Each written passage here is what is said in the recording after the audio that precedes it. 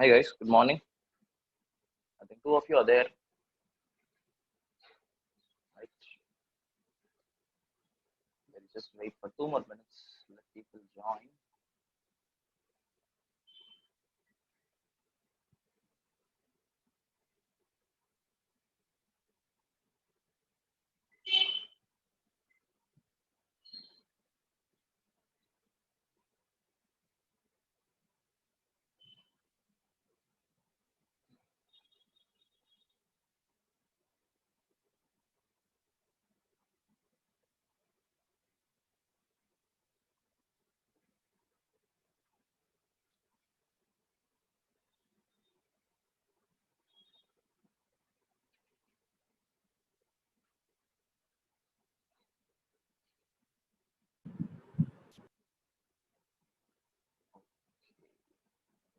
One, two, three, four. Four of you are there.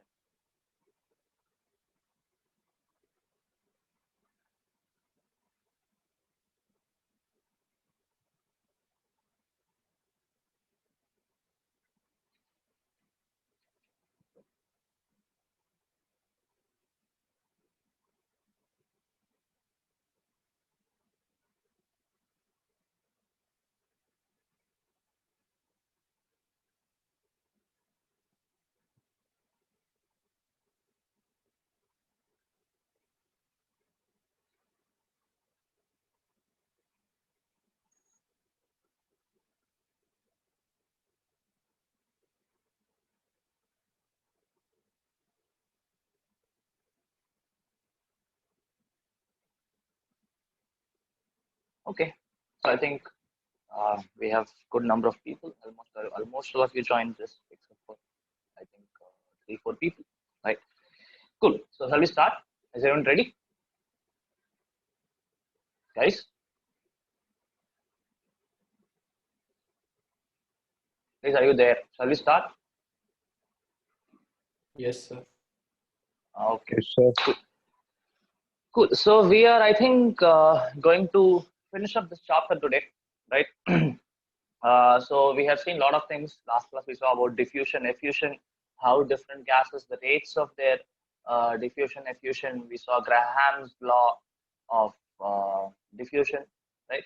So we said R1 by R2 is equal to root of M2 by M1, right? So M1 and M2 are molecular masses of the gases, and R1 and R2 are rates of diffusion or effusion of the gases, right? So we know how to calculate the rate also if they don't give you the rates, right? So I told you that it is going to be change in volume by change in time, or sometimes it can even be change in pressure by change in time, right? So like that you'll be able to calculate, right? So what we are going to do is we are going to move on, right? So till now, all the concepts which you have seen, right, are actually pertaining to something called as ideal gases, right? So we saw like how ideal gases are defined. We saw kinetic theory of KTG, right? In kinetic theory of gases, we defined, right?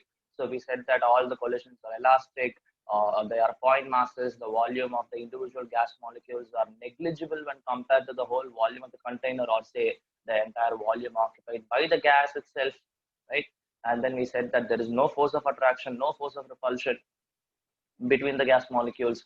And obviously, the kinetic energy of the gas molecules is directly proportional to the temperature. So we had the equation Ke is equal to 3 by 2 kT or 3 by 2 RT, depending on whether asking in terms of number of particles or in terms of number of moles, right?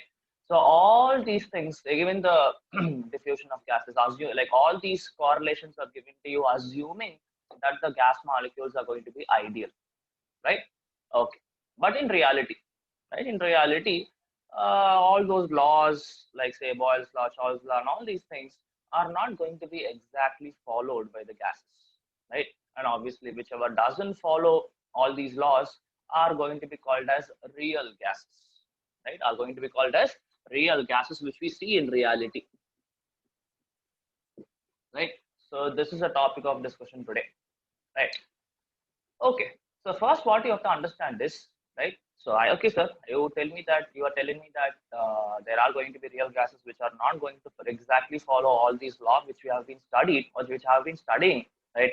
So how is it that the variation? Like how much, like we know that it is deviating from ideal behavior, right? So we have to see, first question is how much they are deviating. Sorry, right?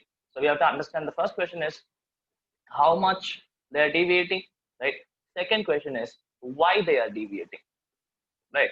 So that these questions, if you can answer, right, and that's what we're going to do actually, right? How much they're deviating and why they are deviating from ideal behavior. Is these are two questions we are trying to answer, right? Okay. So first question, how much they're deviating, right, can be easily what to say, guessed with the help of some graphs. Okay, fine. For example, if I draw a PV graph, right? If I draw a PV graph, I know, right? Boyle's law.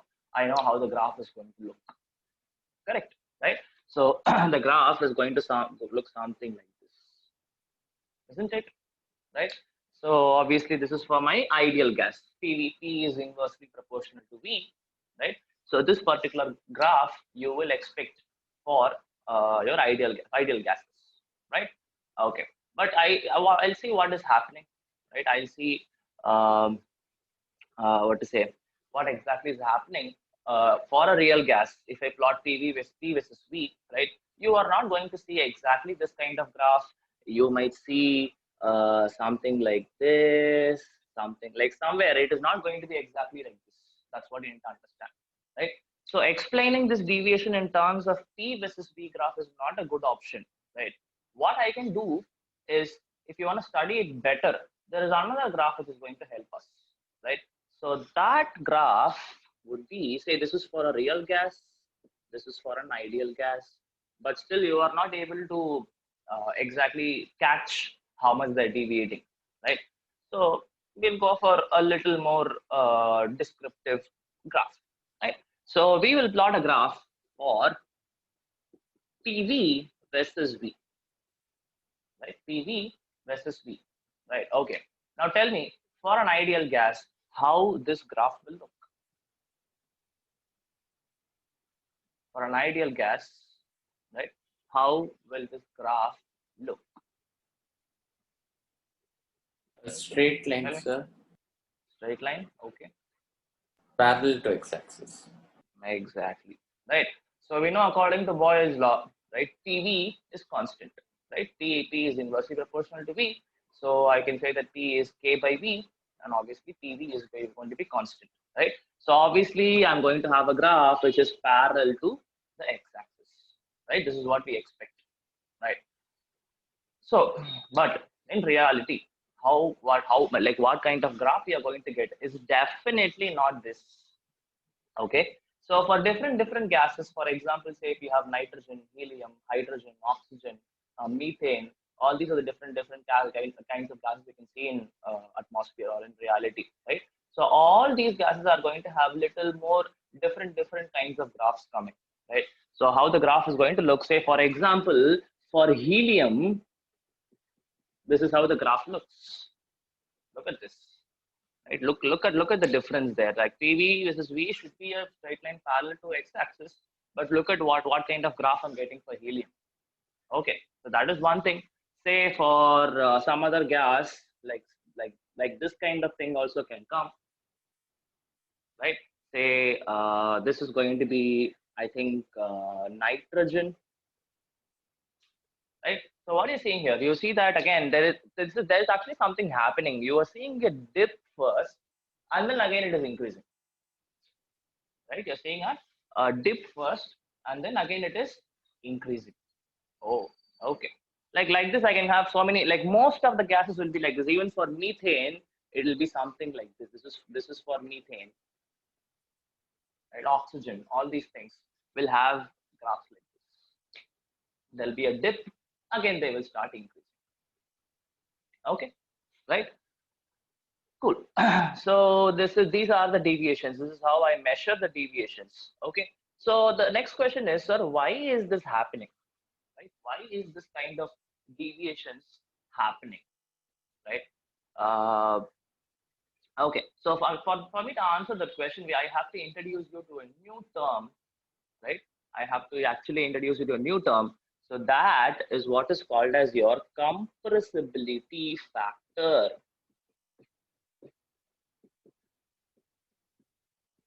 Right? So compressibility factor is denoted by the letter Z. Right? It's denoted by the letter Z. Right? Okay. So how like this actually is the what is it? This actually is the term which can mathematically tell me, right? Actually, I'll be able to quantify how much deviation is happening, right? How much deviation is happening from the ideal behavior for real gases, right? So in from the graph, you can understand that definitely real gases are going to behave differently. Real gases are not going to behave ideally, right? But quantifying it, like how much deviation is happening, right? How much deviation is happening is actually going to be given by this compressibility factor, right? Say it is changing, it is not behaving, it is say 10% behaving ideally, or say only 1% is behaving ideally as tall, or it is not behaving ideally. All these things can be told with the help of this simple factor called compressibility factor, right? So what is this? It's very simple. So Z is basically going to be equal to V real divided by V ideal. Okay. Now, what is this? Right? So V real, that means at a particular pressure, at a particular temperature, at constant pressure and temperature, right? At a particular pressure, at a particular temperature, I know ideal gas will have some volume, right? I know ideal gases will have some volume, correct? So the same volume might not be this thing for a real gas also, right? So this real volume, V real, if I say the real gas's volume will obviously be different when compared to this ideal volume.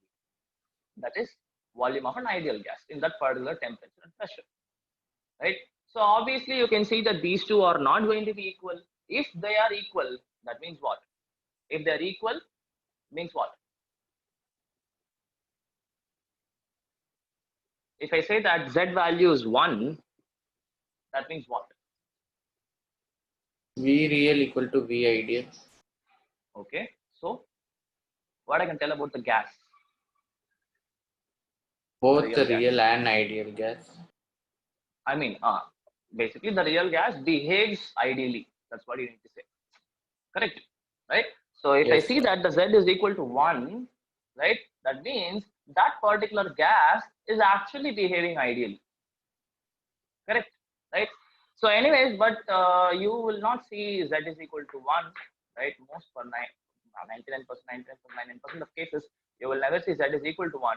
It can be either less than 1 or it can be greater than 1, right? It can be less than 1 or greater than 1.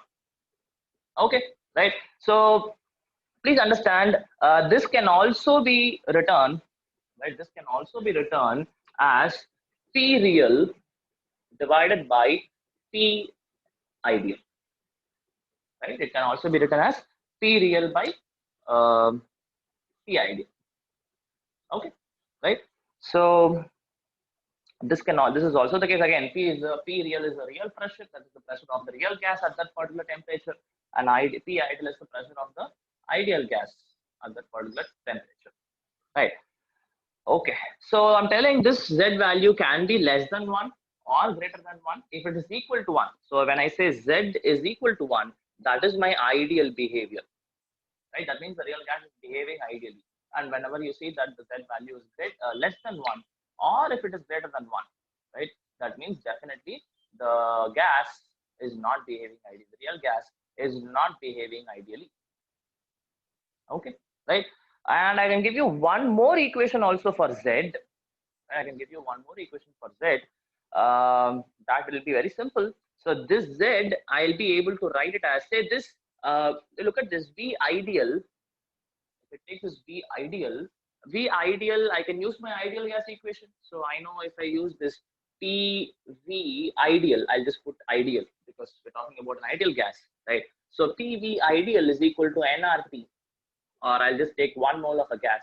So RT, right? So I have V ideal, write it here. V ideal is equal to P, oh no, RT by P, correct? I can write V ideal as RT by P. Okay, so if I substitute it here, right? So what will happen? I will have V real divided by V ideal is RT divided by P, right? Or I'll be able to write this equation as Z is equal to PV real divided by RT. So this is also an equation. PV by RT, right? Z is also equal to PV by RT. And again, same thing you will be getting if, what is ideal gas equation? Ideal gas equation for 1 mole of a gas is PV is equal to RT. Correct. So that means this term and this term are equal in an ideal gas equation. Correct. So that means what? If the gas behaves ideally, again I can say that Z is equal to 1 and it is behaving ideally. Right? But again, you are not going to see you are not going to see Z is equal to 1 for most of the cases. It is either going to be less than 1 or it is going to be greater than 1. Right? So any doubts until now, people? Like you have 3 equations to work with: V real by V ideal, or P real by P ideal, or in terms of PV by RT. All these corresponds to the Z value, that is the compressibility factor. And the question, what compressibility factor tells you? It tells you how much deviation is happening, right? So from the graph, we can actually calculate. Obviously, there is no doubt about it. We will be able to calculate how much deviation is happening, but mathematically, with the help of equations, yes, Z is the one which quantifies the amount of deviation of a real gas from an ideal behavior, right? Okay, right. Now this Z is equal to 1. Obviously, I that understood. But there are little what to say. Z less than 1 means something, right? And Z greater than 1 means something, right? So what does that mean, right? What it actually means, we really have to understand, right? So for us to understand what does that mean when Z is less than 1, what does that mean? When Z is greater than 1, what does that mean? We really have to understand what to say, why real gases are not behaving ideally, right? Why real gases are not behaving ideally. If you can understand that, yes, this makes sense. Like that means if the result is less than 1, there is something which you have to know. That is greater than 1, you have to know something. So we have to understand why real gases are not behaving ideally. Okay, right? So for that, we will go to my KTG. Okay, guys, any doubts till now? Any questions? No, sir. Okay, hopefully everybody is following.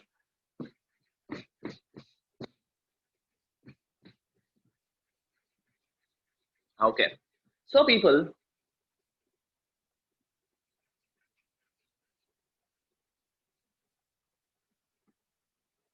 so yeah, so we are going back to KTG. We are going back to your kinetic theory of gases, right? So that, because why are we going there? Because by that theory only we define something called as an ideal gas. Right? We saw what are all the postulates, right? Okay, so there are going to be 3 postulates, I would say, which are not right, right? Which are really not correct. Okay, so what are these? Can you tell me? Can you tell me 1 or 2? There are totally 3. Okay, so can you tell me what can be wrong in the assumptions or in the postulates of kinetic theory of gases? Gas particles are going to be point mass. Okay, makes sense, right? Fine. Rohan, whatever the point you told is correct, right? Can you prove it to me that they should not be regarded as point masses? Why? Can you just tell me why is it that I should not be treating them as point masses?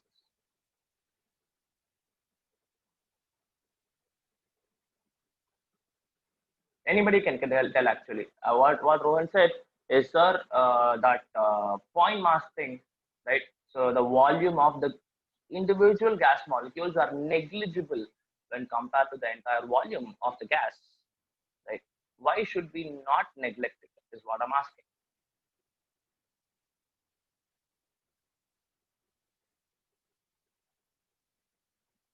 Okay, any guesses, any logical things?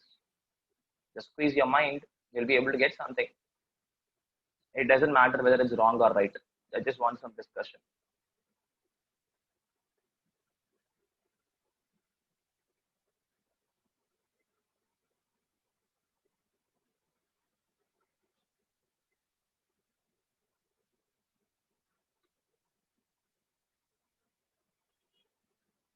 Okay. So nobody wants to even guess. Why? Why should we not consider? Why should we not neglect it? No, I mean, see, look, think about it, right?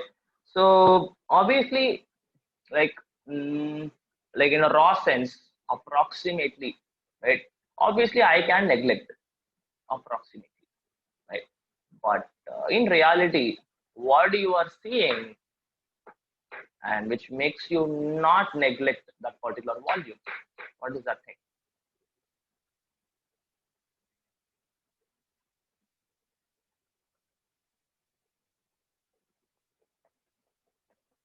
Could you repeat, sir? What I'm asking is, like, we approximately say, yes, we can neglect it, but we should not be doing it because of something happening with the gases.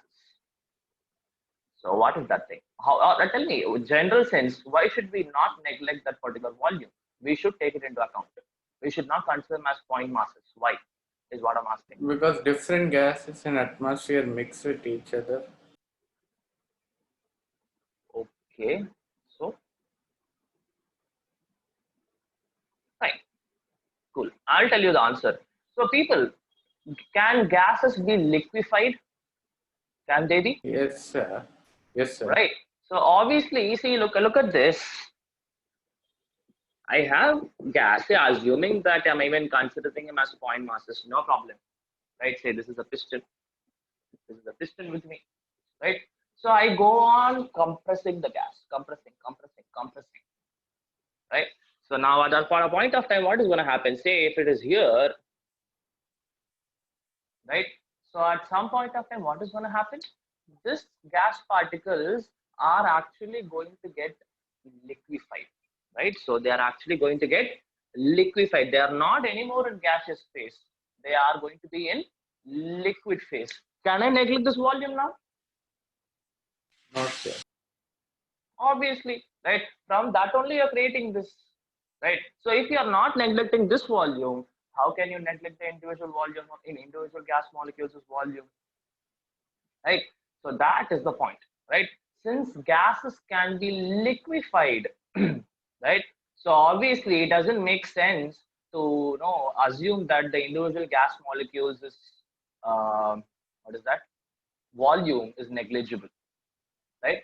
So that is the reason. So I indirectly, indirectly, what I can say about ideal gases is that if it is an ideal gas, if it is a perfectly ideal gas, that gas cannot be liquefied.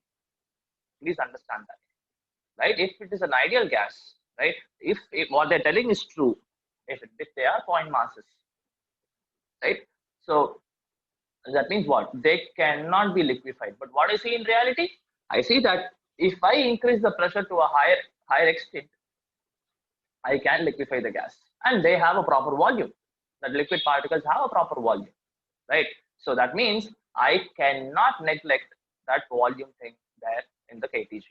That is not true. We cannot do that. At least not under all conditions. Definitely, right? I'll tell you, there can be cases where you can neglect it. There can be cases, there can be at a particular point where real gas can behave ideally, but not at all conditions. Okay, so we are talking about the failures of KTG. The first point is this, right? So first point, I would say the failures of KTG, right? First point is volume of gas particles cannot be neglected, right? It should not be neglected. And what is the reason? The reason you can give is liquefaction. Liquefaction is the process of converting a gas to a liquid by increasing pressure. We'll speak about liquefaction a little bit. I think in your chapter it is there, right? So That's the reason. Okay. Second point. What other assumptions are wrong? One is this, definitely. What is the other one? There is no interaction between gas molecules, no Good. attractive or repulsive. Yes. Right. So definitely they have some force of attraction or repulsion. The same reason can be given, right? So even though you say that in a gas particle, right, in a gas particle they'll be very far away from each other. So all these things, the intermolecular space is very high, the intermolecular force of attraction is very less, but it is not going to be zero, right? Again, how can I prove it?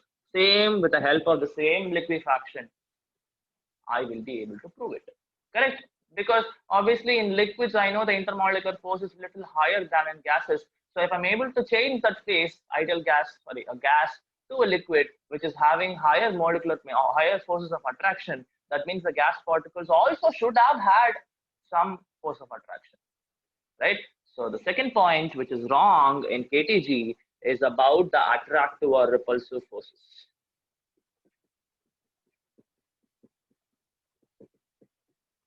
Right, again, I'll be able to prove this with your liquefaction. Yes, they do have some force of attraction or repulsion. Okay, right? So yes, and third point, which is not that important, but still it is a point which is wrong, is about the perfectly elastic collisions. No, they will not be perfectly elastic collisions. There can be deviations from that, right? But you can even take it down, but they are no perfectly elastic collisions. Now, why no perfectly elastic collisions is again based on this point, is it not? See, understand, you and say for that two particles, right? Two particles colliding, right? Which has no force of attraction. There is a difference, right? Right? If they have no, if they have no force of attraction, they will normally collide and go back, right? But the same situation, assume that they have some force of attraction, they will come and hit faster, isn't it? Right? Obviously, that means it is not definitely not going to be a perfectly elastic collision. Or in other words, even if they have a repulsive force, right? Say I and you are colliding, right? And someone is pulling me from the back, and someone is pulling you also from the back, right? Will I collide with the same velocity as you expect in an ideal gas? No, sir. Definitely not, right? So again, this makes sense. This makes sense from the previous point, making that there are going to be attractive and repulsive forces existing between the gas particles, right? So yeah, these three are the points which makes real gas behave not ideally, right? Okay, now by understanding this, we can go back to your Z, right? Now we understood why there is a deviation, and we understood, I even gave you a picture of they are actually undergoing some deviation. Now with the help of Z, we're actually going to quantify how much deviation that particular gas will have from ideal behavior, right? Okay, so we'll move on. Any questions here? Okay, No. fine.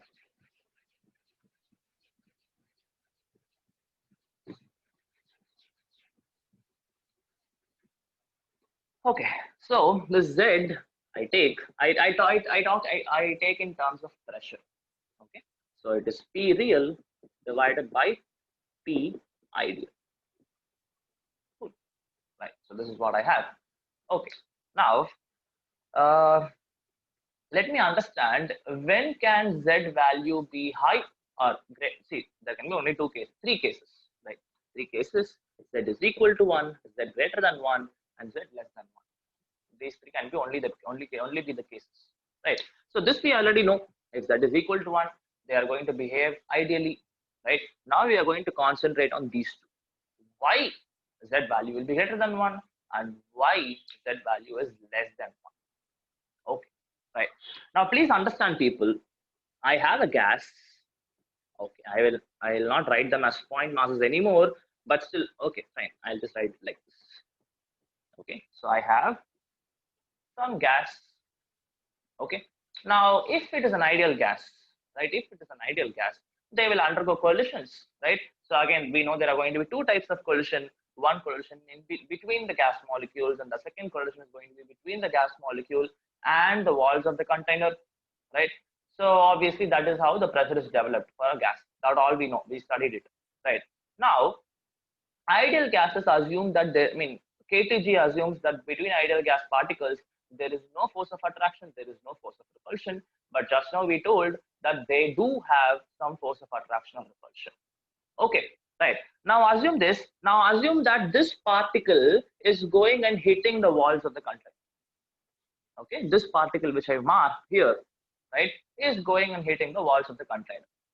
Okay, now it's not an ideal gas anymore, it's a real gas. So definitely there is going to be some force of attraction or force of repulsion. Now we'll consider force of attraction in one case, force of repulsion in another case. Okay, right. Now please understand this. If it is having attractive forces, so it is being pulled by these three particles from behind, right? So what do you think will happen to the pressure? Pressure would decrease. Correct, right? So it's all about how fast it is going and hitting, or with how much force it is going and hitting the walls of the container, right? So obviously the impact which it makes with these walls of the container is going to be decreased because this particle is being pulled from this side by these particles, or any other particle for that matter, right? So what do you understand from this? Ideal, if at all, if this is not happening, I'll have some P ideal if there is no attractive force, but attractive force is there, because of what is happening? The real gas's pressure is lesser than the ideal pressure. Can I make this statement? Yes, right? sir. So right. So if there is no interactions, obviously it is going to go hit with so much force, right? But if someone is pulling from behind, that is, if I have some attractive forces for this gas molecule, right? So it is definitely going to get slowed down, and the force with which it is going to hit the walls of the container is decreased. Obviously, the pressure is also decreased. So what I can say that the ideal pressure is greater than the real pressure if I have attractive forces. Definitely makes sense, right? Okay, so now what will happen to this equation? Now I said that the P real value is lesser and P ideal one second. Yeah, and P ideal is greater. So definitely what is going to happen in this case? In this case, in this case, Z value is less than 1. Correct? Right? Why Z value is greater than 1? Because it is P real by P ideal. And in this case, just now we saw the real pressure is getting decreased because of the attractive forces. So in this case, definitely Z is less than 1. Right? Okay. Now, let me consider the other case. When I have a repulsive force, we'll see what is happening. Right? Now, same thing, I'll be able to give you the same analogy. Right? Say I have a gas molecule which is going to hit the walls of the container, right? And say I have so many other particles which are going to repel it. That means what? It is going to push it away. Correct? Now, ideal gas didn't have this advantage, but a real gas already is going some with some velocity, and someone is pushing them also. So what will happen now? They will go hit the walls of the container with a greater force because someone is pushing them from back, giving them extra energy. Right? So obviously what is going to happen to the pressure? The pressure in this case would Decrease. Exactly, right? So the pressure in this case would increase. So now what I can say, this is because of the repulsive forces. I can say that the real pressure is greater than the ideal pressure.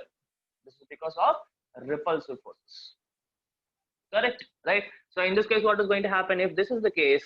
Okay, I can say that this is for attraction. So when I have repulsion, so now I see that Z value is greater than 1. Z value is greater than 1. Okay. Now guys, did you understand what does it mean that when I say Z value is less than 1 or Z value is greater than 1? Okay. So whenever you say that the Z value is less than 1, see, please understand, at a point of time, right? At a point of time, between two gas molecules, there can be attractive forces as well as repulsive forces. Please understand that, right? At a point of time, there can be attractive force as well as a repulsive force. But how is it that Z value is less than 1 or greater than 1 depends on which force dominates, right? If the attractive forces are dominating, which are more than the repulsive forces, right? At that case, I will tell that Z value is less than 1, right? And if repulsive forces are dominating, that is, repulsive forces are more in value than the attractive forces, then I can say that Z value is greater than 1. Right? Okay, fine. So this we understood. Now the same thing can be put in the form of a graph. Okay, same thing can be put in the form of a graph. We'll see how we are going to do it. Any questions from here? Anybody? Okay. No, sir. Yeah. Cool. So I am going to plot a graph between Z and say pressure or volume. Say I'll take volume. Doesn't matter. Right? Okay. So now tell me, people, Z versus V for an ideal gas, how is it going to look?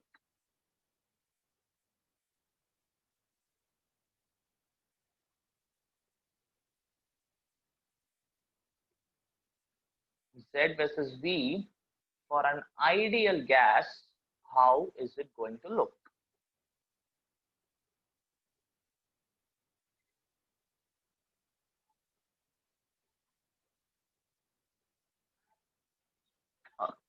If you're getting confused, let me put it in terms of doesn't matter pressure or volume. But anyways, you tell me, for an ideal gas, how the graph will look.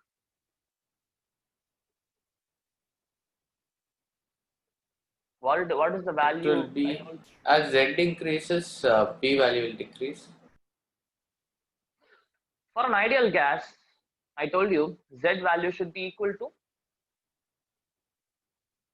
1. correct, right? So Z value is equal to 1 no matter what. What is the pressure, what is the volume, whatever it is, right? So how the graph will look? Straight line. Straight line. Then how? Straight line how? It is a straight line. Yes, accepted. Parallel to x-axis. Wonderful. That's it. Why? Because for an ideal gas, I know Z is equal to 1.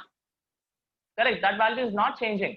If at all it is not 1, if it is greater than 1 or less than 1, that means it is going to be a real gas, right? So this value, what I have here is basically 1. Okay, Z is equal. So this is how the graph will look, Z versus P or Z versus V, whatever it is, right? This is how the graph will look because Z for an ideal gas is constant, like constant. Yes, we can tell it is constant, is equal to 1. Okay, fine.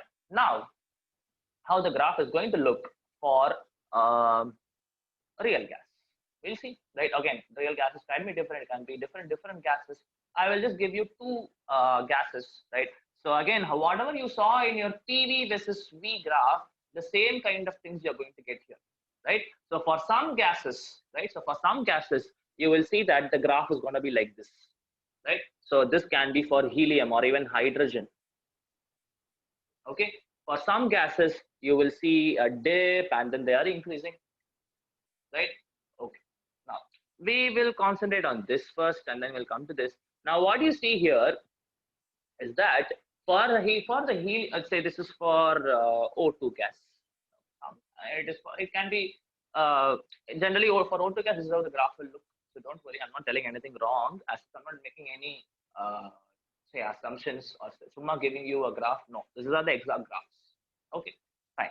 So if I concentrate on this helium or hydrogen, right? What I see that the Z value is greater than 1 no matter what, right? Whatever the pressure applied, the Z value is greater than 1. And just now we saw when Z is greater than 1, right? I'm going to have repulsive forces dominating, right? I can have repulsive forces dominating. Okay, right, cool. Now, when I look at this graph, right? So I would say this entire area, right? I have Z value to be greater than 1, sorry, less than 1. And after this point in this area, I can say that Z is greater than 1. That means until some pressure, this pressure, right? You see that the attractive forces are dominating, right? Now, after some point of time, after some pressure, the repulsive forces are dominating. Is that it? Because I told you whenever z is less than 1, attractive force, z is greater than 1, repulsive force are dominating, right? Now I'll be able to even logically see it, why this is happening. Okay, now look at this.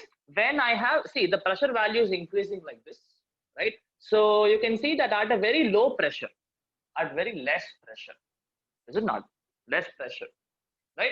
So what is happening? When I have very less pressure, that means what to say? See, imagine a condition like this. Okay, say I have this, and say in another case I have the pressure is here, the piston is here, very high pressure, right? So obviously in this case, what I can say, the gas molecules will be little far away from each other. Is it not? They'll be little away from each other, right? So obviously I can say that they will have some attractive forces, right? But when I'm going to compress them to a very small volume, very high pressure, the gas molecules will be very close to each other. So now what kind of forces are dominating? The repulsive forces will dominate because they're very close. They cannot come any more closer. So definitely the repulsive forces will start dominating. It's exactly like what you saw in a covalent bond. If you can remember, we drew a graph between potential energy and internuclear distance, right? Until some radius, until some distance, the attractive forces are dominating. But when the atoms are very close to each other, the repulsive forces will start dominating, right? Same thing here, right? Until some pressure, until some increase in pressure, they were okay. They were saying, okay, we have some attractive force. Okay, we will keep on coming closer and closer and closer, right? But if you keep on increasing the pressure, they will come closer. But what kind of forces are dominating? Repulsive force are dominating, and that's why after this point, right? After so till this point, the attractive force are dominating till this point, right?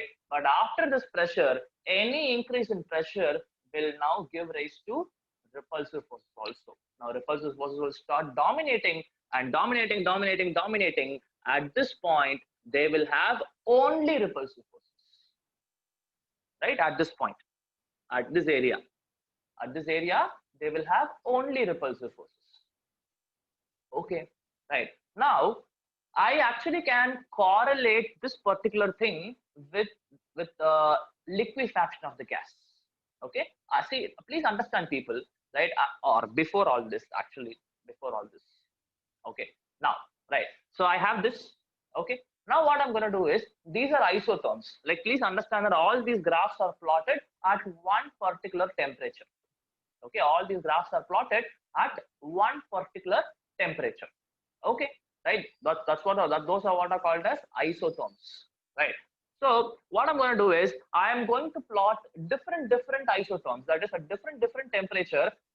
I am going to plot this graph, and we'll see what happens. Okay, I'll draw the graph again. Guys, any doubt? You understood, right? Till this point, Z is, I mean, the entire area, Z is less than 1. But you can see that the attractive forces keeps on increasing till this point, right? But after this point, the repulsive forces are also coming into the picture. But after this particular point, right, the repulsive forces are only there. There is no attractive force at all, right? So that's what I'm trying to say. Any So I questions have a from here? doubt. Yeah. So can every gas at one particular point be an ideal gas, sir? Because here in O2 at That's what one I'm point it's an ideal. correct. That is what I'm coming to. That's why I'm going for the next graph. Wait for it. That's exactly what we're going to look at.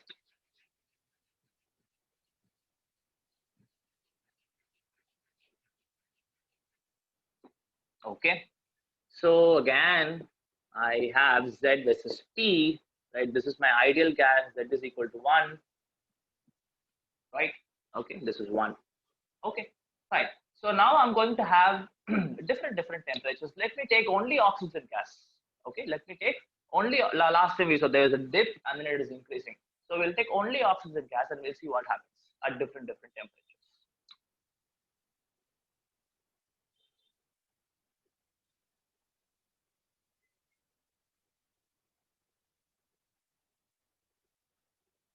Okay, say This is the temperature T1, T2, T3, and T4.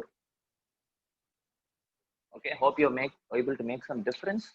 Let me write it here if you want. T1, T2, T3, T4. Okay, and T4 is greater or lesser? Greater, right? If temperature is increased, okay, T4 is greater. Okay, this is how I get the graph. Okay, T4, the graph here, which is having the maximum temperature, and T1 is the least. Okay, right. Cool. Now what you're seeing is that the dip which is coming, right? The dip which is coming is actually getting less and less pronounced as the temperature is increased. Is it not? Now look at this. For T1, you had it coming till here.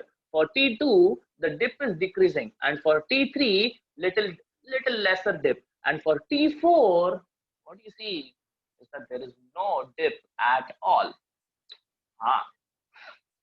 Okay, so now look at this area, people. Look at, I will just mark it with different color if I have, yes. So look at this particular area.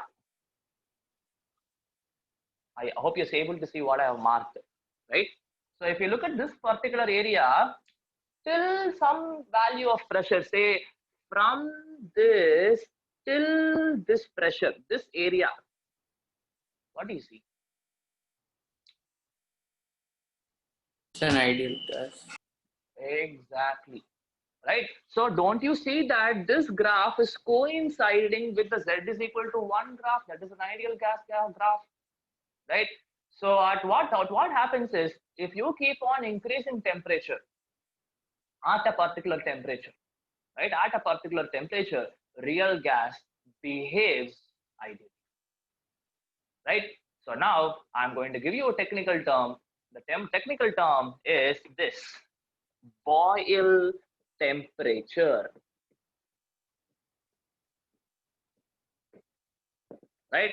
This basically what I'm telling is this T4 is actually going to be called as TB, or I'll put capital TB, because TB, small b we use for boiling temperature generally. So that's why. So this T4 is what is going to be called as TB, boil temperature. And how do I define it?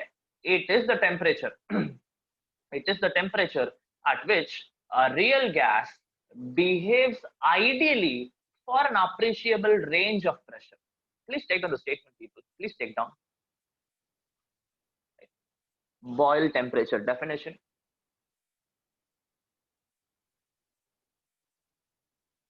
Right. It is the temperature. It is the temperature at which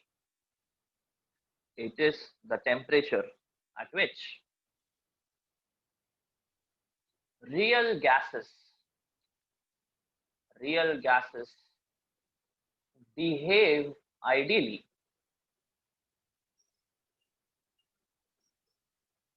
behave ideally for a small range of pressures.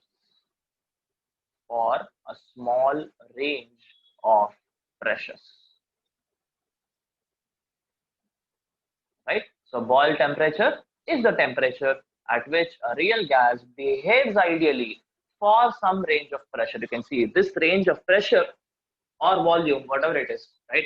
They are going to behave ideally. So temperature is the one which is playing the role. Okay, right, cool. So this is what, so your question is answered, Rohan? Yes, some gases can behave ideally at certain conditions and conditions of pressure and temperature. Okay, now, right, so actually, they can ask you this question, right? Guess, right? So temperature and pressure are there, right? So how must be the temperature? How must be the pressure for a real gas to behave ideally? You think and tell me. Pressure should be high or less, or temperature should be high or less. You think and tell me. Well, correlate with the KTG equations, right? I mean, KTG's assumptions which are wrong, and tell me at what conditions these assumptions of kinetic theory of gases can be accepted. Did you get my question? I'll repeat it. What I'm telling is, there are assumptions which were wrong. There are two assumptions basically. One is about the force of attraction, the other is about the volume, right? Tell me, when I will be able to actually take that into account, how should be the pressure, how should be the temperature of the gas, such that that particular thing can at least be partially true. Tell me whether temperature should be high or less, or pressure should be high or less. Tell me.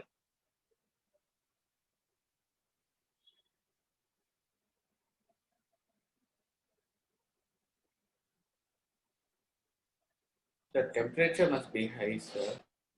Okay, fine. How should be pressure?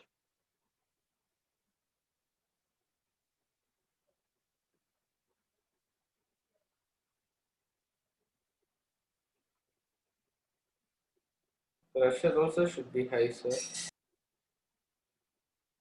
Okay, we'll look at the situation, right? So I hope there is no question till now, right? Are there any questions, people, from the graphs? What's boil temperature? All these things, I think it's clear. So now we'll move on, right? We'll move on to see what are the conditions at which a real gas can behave ideally. At least I can make the real gas behave ideally by doing something, right? So we'll see what is that.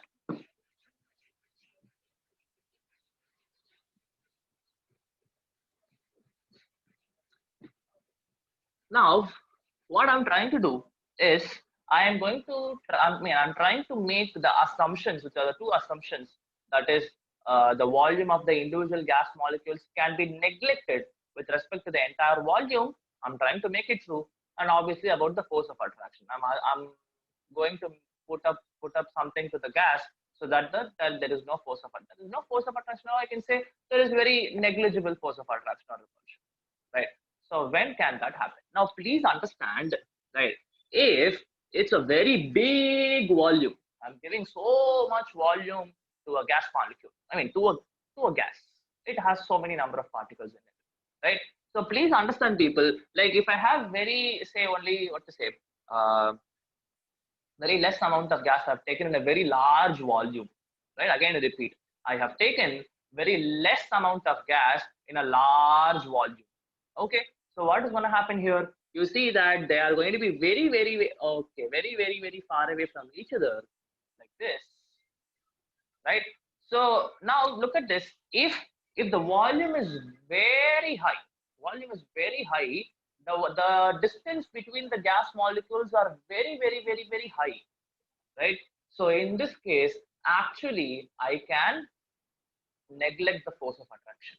Is it not? Why? Because they are very far away from each other, right? They are very far away from each other. So I can neglect the force of attraction, right? And obviously, if I talk about the volume, right? So individual gas molecule is here, and look at the entire volume. This is actually negligible, isn't it? Right? If I consider this particular volume, right? And if you look at the big volume available for the entire gas molecules, right? This volume is actually negligible, right? So what you have to understand is, if the volume is very high, volume of the vessel basically, right? If it's very high, then I can say that real gases can behave ideally, right? So, but I didn't ask you the question in terms of volume. I asked you in terms of pressure and temperature, right? So, please understand. So, you tell me, if I want high volume, how should be the pressure? Less. Exactly, right? So, this will happen when I have very low pressure and temperature. If I want high volume, temperature should be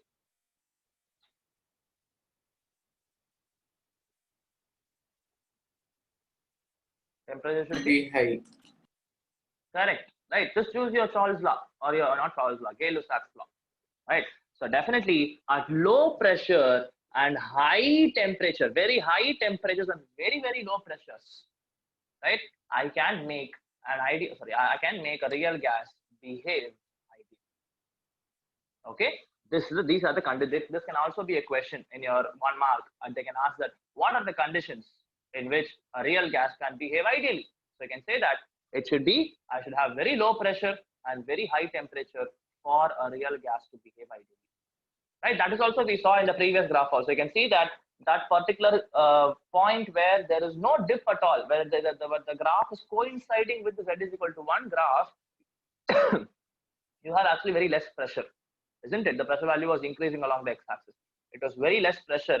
And what you saw, T4 was the greatest temperature among T1, T2, T3, T4. T1 is the least, T4 is the greatest. So what you're saying, you are increasing the temperature and decreasing the pressure so that the real gas behaves ideally. Right? Any questions till now? Right. No, sir. So, okay. So I hope everything is clear. Right?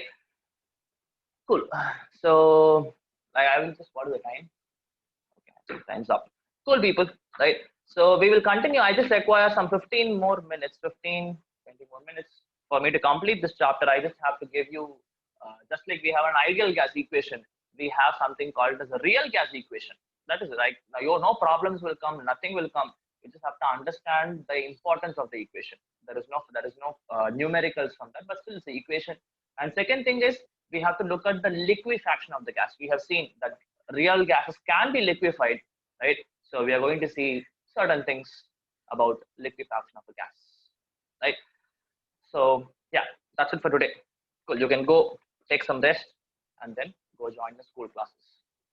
Bye bye. Thank you. Thank you, sir. Thank you, sir. Thank you, sir.